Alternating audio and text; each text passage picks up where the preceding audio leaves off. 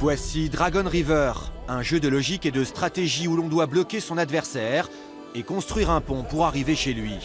Une découverte pour Carole et ses enfants venus tester ce jeu et beaucoup d'autres.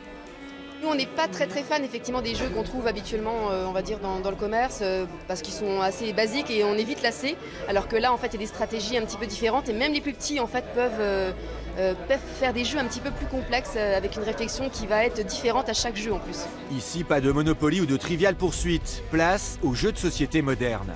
Des règles basées sur la stratégie plus que le hasard, des plateaux et décors plus solides et des parties beaucoup plus rapides que les jeux traditionnels.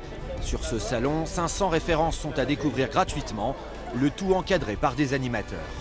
Il y a des jeux de programmation, il y a des jeux dits d'ambiance aussi, jeux de dés, jeux de cartes qui sont très simples.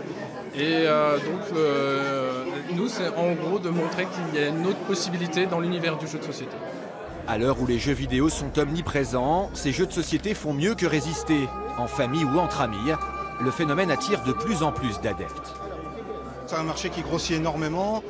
Tout le monde pense qu'avec tout ce qui est jeux vidéo, tout ça c'est un peu terminé. Mais en fait, c'est pas du tout le cas. Il y a une volonté de jouer ensemble, de se retrouver autour d'une table, d'échanger. Parce que finalement, le jeu de société, c'est simplement qu'un prétexte à se retrouver ensemble.